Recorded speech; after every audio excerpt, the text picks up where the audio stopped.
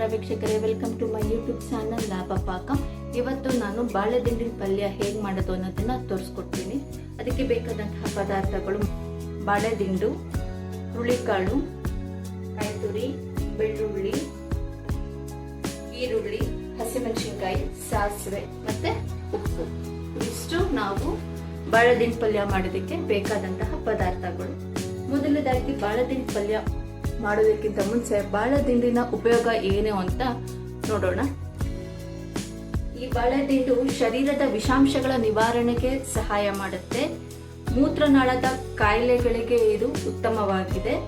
Kidney ಕಲ್ಲು ನಿವಾರಣೆಗೆ ಸಹಾಯಕ ಆಗಿದೆ. ಜೀರ್ಣಕ್ರಿಯೆ ಸುಧಾರಣೆಗೆ ಇದು ಸಹ ಸಹಾಯ ಮಾಡುತ್ತೆ. ಹುರುಳಿಕಾಳು ಬಗ್ಗೆ ತಿಳ್ಕೊಳ್ಳೋದಾದ್ರೆ, ಇದು ಕಡಿಮೆ ಕ್ಯಾಲೋರಿ ಉಳ್ಳ ಆಹಾರವಾಗಿದ್ದು ದೇಹದ ಕೊಬ್ಬನ್ನು ಕರಗಿಸಲು ಸಹಾಯ ಮಾಡುತ್ತೆ.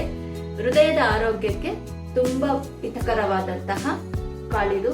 ಈಗ ಇದನ್ನೆಲ್ಲ ಬಳಸಿ ನಾವು ಬಾಳೆದಿಂಡು ಪಲ್ಯ ಮಾಡೋದು ಹೇಗೆ ಅನ್ನೋದನ್ನ ನೋಡೋಣ.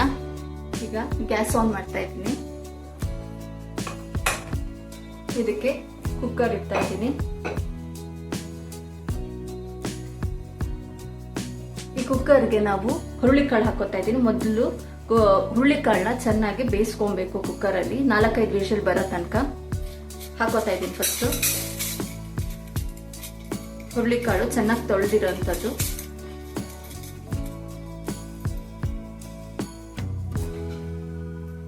ಇದಕ್ಕೆ ನಾನು ನೀರು ಹಾಕ್ತಾ ಇದ್ದೀನಿ. ಕೂಗಿಸ್ಕೊಬೇಕು ಇದನ್ನ ನಾವು.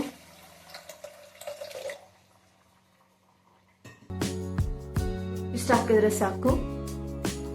ಈಗ ಸ್ವಲ್ಪ ಉಪ್ಪು ಹಾಕ್ತಾ ಇದ್ದೀನಿ. ಉಪ್ಪು ಹಾಕಿ ನಾವು ಹುರುಳಿಕಾಳನ್ನ ಬೇಯಿಸ್ಕೊಳ್ಳೋಣ ಚೆನ್ನಾಗಿ. 4-5 ವಿಷಲ್ ಬರಬೇಕು. ಅಲ್ಲಿ ತನಕ ಇಟ್ಟು ಚೆನ್ನಾಗಿ ಬೇಯಬೇಕು. ಇವಾಗ ನಾನು ಕುಕ್ಕರ್ ಮುಚ್ಚಳ ಮುಚ್ತಾ ಇದ್ದೀನಿ.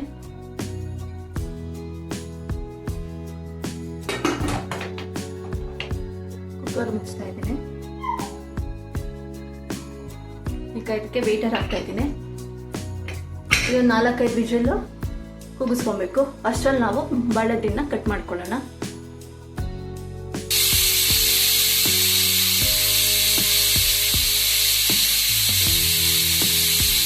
ಇವಾಗ ಇದಾಗಿದೆ.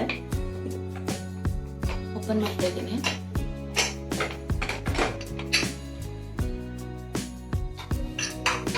ಕಾಳು ಬೆಂದಿದೆ. ಇವಾಗ ಇದಕ್ಕೆ ನಾವು ಇನ್ನೊಂದು ಸ್ವಲ್ಪ ನೀರು ಹಾಕ್ಬಿಟ್ಟು ನಾವು ಕಟ್ ಮಾಡ್ಕೊಂಡಿರುವಂತಹ ಬಾಳೆದಿಂಡನ್ನ ಹಾಕೊಂಡು 1 ವಿಷಲ್ ಕೂಗಿಸ್ಕೊಳ್ಳೋಣ.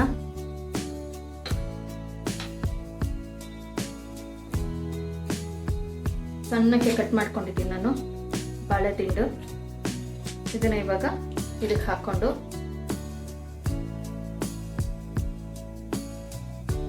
ಇದಕ್ಕೆ ಹಾಕೊಂಡಿದ್ದೀನಿ. ಇದನ್ನ ನಾವು 1 ವಿಷಲ್ ಬರೋ ತನಕ ಕೂಗಿಸ್ಬೇಕು. ಇವಾಗ ಗ್ಯಾಸ್ ಆನ್ ಮಾಡ್ತಾ ಇದ್ದೀನಿ. ಈಗ ಕೂಗಿಸ್ಕೊಳ್ಳೋಣ.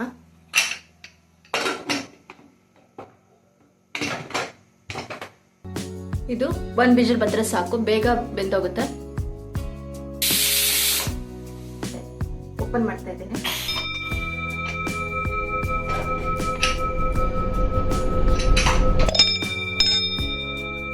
ನೋಡಿ, ಇದು ಚೆನ್ನಾಗಿ ಬೆಂದಿದೆ. ಇವಾಗ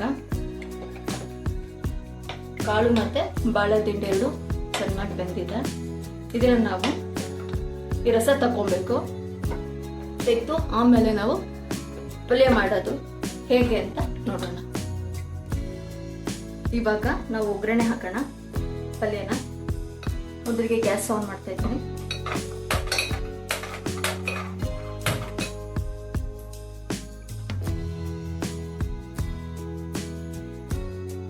ಇವಾಗ ಕುಕ್ಕರ್ ಕಾಯ್ದಿದೆ. ಇವಾಗ ನಾವು ಎಣ್ಣೆ ಬದಲು ತುಪ್ಪ ಹಾಕೋಣ. ಯಾಕಂದ್ರೆ ಇದು ಆರೋಗ್ಯಕರವಾದಂತಹ ಅಡಿಗೆ. ಸೊ ಅದಕ್ಕೆ ನಾವು ತುಪ್ಪ ಬಳಸ್ತಾ ಇದ್ದೀನಿ ನಾನು. ಒಗ್ಗರಣೆಗೆ 2 ಸ್ಪೂನ್ ತುಪ್ಪ ಹಾಕ್ತಾ ಇದ್ದೀನಿ.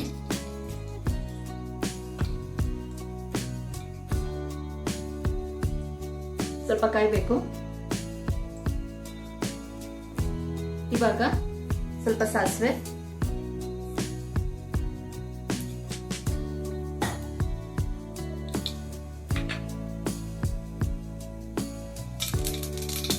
ಸಾಸಿವೆ ಆದಮೇಲೆ ನಾವು ಜಜ್ಜಿರೋಂಥ ಬೆಳ್ಳುಳ್ಳಿ, ಸ್ವಲ್ಪ ಫ್ರೈ ಮಾಡ್ಕೊತಾ ಇದ್ದೀನಿ.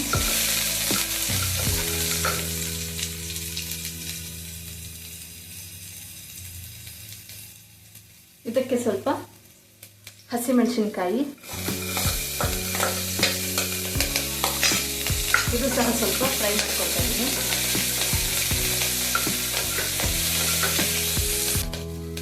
ಈಗ ಫ್ರೈ ಆಗಿದೆ.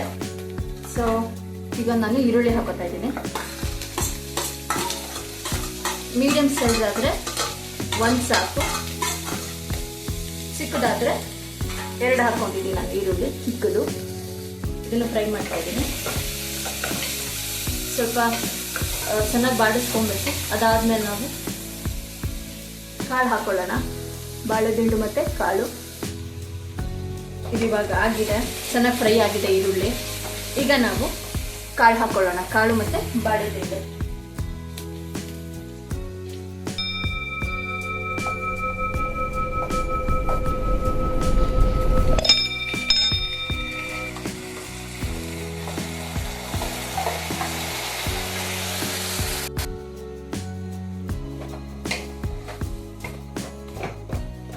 ಚೆನ್ನಾಗಿ ಫ್ರೈ ಆಗ್ತಾ ಇದೆ ಇದು. ಇದಕ್ಕೆ ಇವಾಗ ನಾವು ಸ್ವಲ್ಪ ಕಾಯಿ ತುರಿ ಹಾಕೊಳ್ಳೋಣ, ಟೇಸ್ಟ್ ಚೆನ್ನಾಗಿರುತ್ತೆ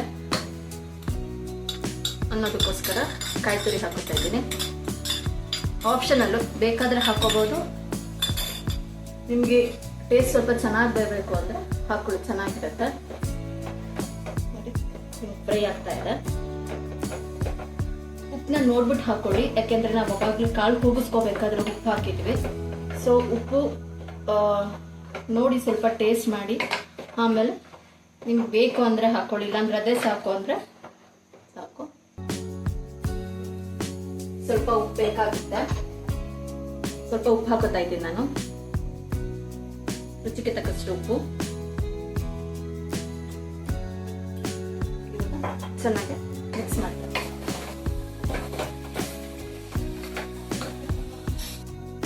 ಇದು ಇವಾಗ ಆಗಿದೆ.